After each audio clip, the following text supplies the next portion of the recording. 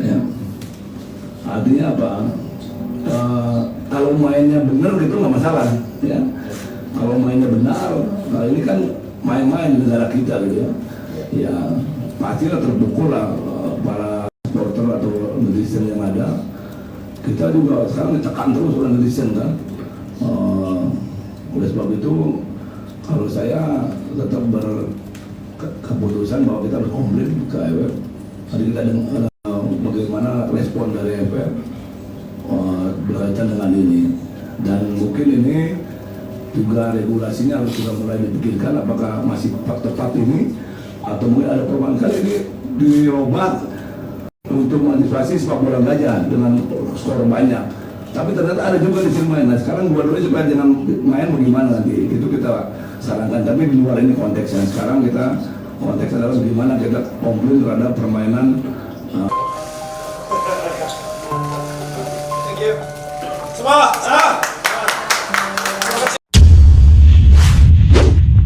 Kaigat ulang syubu-syubu. Ya, seperti yang kita ketahui semua, Timnas Indonesia gagal lolos ke semifinal Piala AFF U19. Namun yang menariknya, banyak sekali orang yang menyalahkan dua hal sekarang ini. Yang pertama, terkait tentang regulasi yang digunakan oleh AFF untuk turnamen kali ini. Padahal untuk tahun ini aja kita berkaca, regulasi ini sudah digunakan di U23 AFF di Kamboja awal tahun kemarin, teman-teman. Dan itu tidak ada yang melakukan protes. Oke, sampai situ jelas ya, teman-teman. Dan terkait tentang regulasi, ada yang mengatakan sudah usang, sudah tidak relevan, dan AFC dan FIFA tidak ada menggunakan ini. Namun pertanyaannya lagi, kenapa pada saat ditetapkan regulasi ini, orang-orang yang menetapkan regulasi ini setuju semuanya? Oke, itu menjadi tanda tanya, dan tentunya patut dilakukan sebuah, misalnya kalau protes terhadap regulasi ini, ya PSSI selaku Federasi Sepak Bola Indonesia mungkin bisa melakukan audiensi terhadap AFF. Sampai situ clear ya, teman-teman. Karena apa? Yang penting lagi bahwa dalam waktu dekat ini, tanggal 31 Juli, teman-teman, tahun 2022, Piala AFF akan bergulir lagi, U16. Nah, di pertandingan ataupun turnamen tersebut, kalau misalnya tidak ada perubahan, regulasi yang digunakan U23 di U19 akan digunakan di U16. Oke, sampai situ jelas ya, teman-teman. Itu terkait tentang protes terhadap regulasi.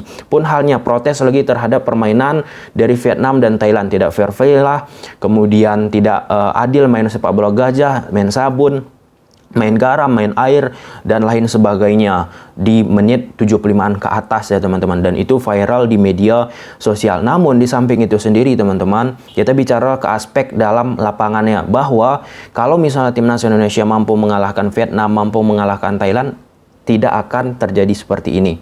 Suka tidak suka. Nah, kita lebih bicara introspeksi terhadap situasi itu, teman-teman. Artinya, Timnas Indonesia kita masih kesulitan ketika menghadapi Thailand dan Vietnam. Suka tidak suka. Kalau misalnya Timnas Indonesia sekali lagi mampu mengalahkan dan melewati hambatan-hambatan dua negara tersebut, nggak akan terjadi seperti ini yang terlalu liar, teman-teman, kemana-mana. Oke, dan ya, salah satu pertanyaan besar, question mark, teman-teman. Selesai Timnas Indonesia U19 gagal di AFF ini, nasib Sintayong itu bagaimana?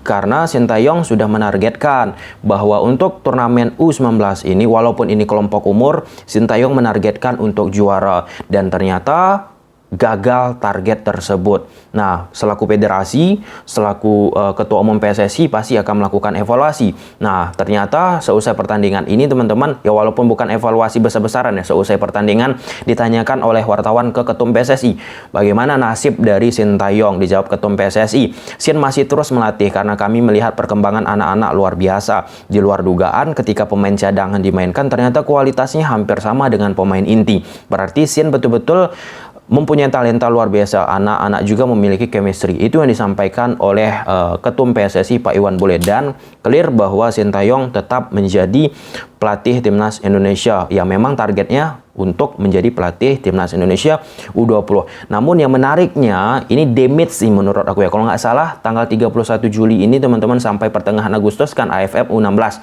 Pelatihnya itu kalau nggak salah aku ya, Bima Sakti akan menjadi pemimpin di timnas tersebut. Nah, ini cukup menarik nanti, akan menjadi antitesis sih menurut aku ketika misalnya Bima Sakti mampu memperoleh gelar bersama timnas U16. Pasti dalam tanda kutip ya pasti dikaitkan nanti dengan Sintayong. Sintayong sudah diberikan fasilitas A, B, C, D, E tapi nggak mampu memperoleh gelar. Sedangkan Bima Sakti yang mungkin ya nggak se-exposure yang diberikan kepada STY mampu memperoleh gelar juara Piala AFF misalnya. Karena suka tidak suka teman-teman, kalau misalnya Sintayong bermain bersama timnas, kalau misal penampilan nggak begitu optimal, tetap dikaitkan sama pelatih timnas yang dulu, yaitu Luis Milla, yang secara permainan disebut bermain sangat atraktif, itu terus berubah-ubah.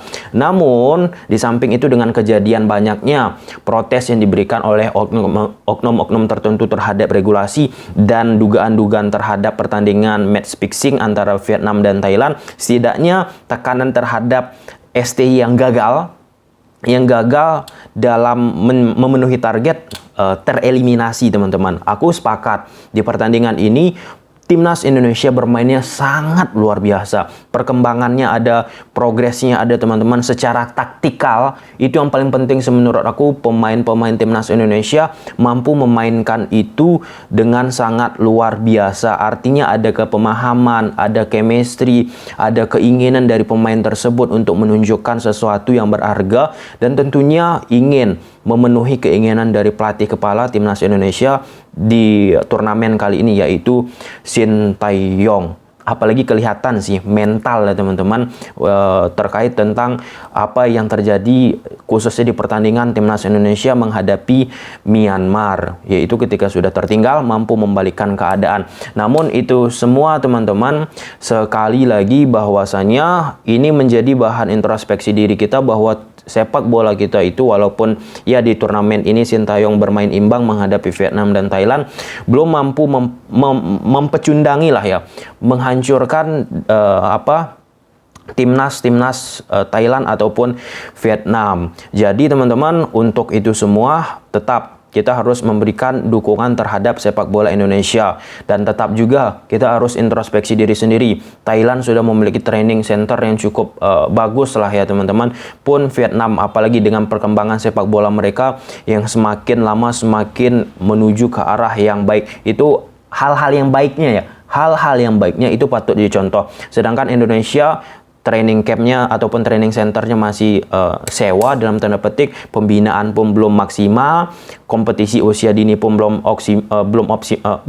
sampai beribad, belum optimal, dan ya mungkin itu menjadi salah satu hal hal kedepannya bisa diperbaiki lagi teman-teman. Kenapa? Karena kalau kita bicara tentang timnas Indonesia, ekspektasi kita itu selalu tinggi di setiap turnamen yang kita ikuti, baik itu senior ataupun kelompok umur. Nah, hal-hal seperti inilah membuat memang sepak bola Indonesia itu berbeda daripada sepak bola negara-negara lainnya. Bahkan ya, negara mana cobalah kalian lihat ketika kelompok usia bermain teman-teman, satu stadion penuh. Hal itu tidak ada di belahan dunia manapun.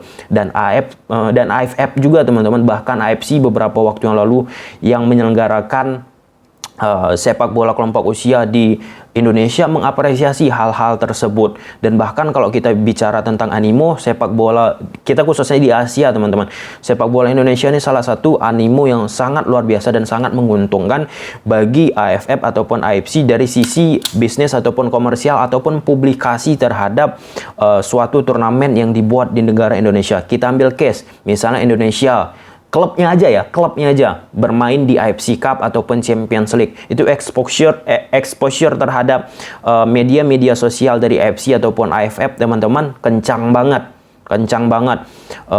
Bahkan jadi trending topik di Indonesia, misalnya video pertandingan Bali United di AFC kemarin, bahkan pertandingan level timnas pun menjadi trending. Dan itu ya modal yang sangat luar biasa bagi timnas Indonesia. Tentunya modal-modal tersebut harus dikelola dengan benar, sekali lagi dengan adanya infrastruktur, pembinaan usia dini yang bagus, kemudian gizi pemain, kemudian kompetisi yang terus dimainkan sejak usia muda, karena pengalaman itu perlu teman-teman.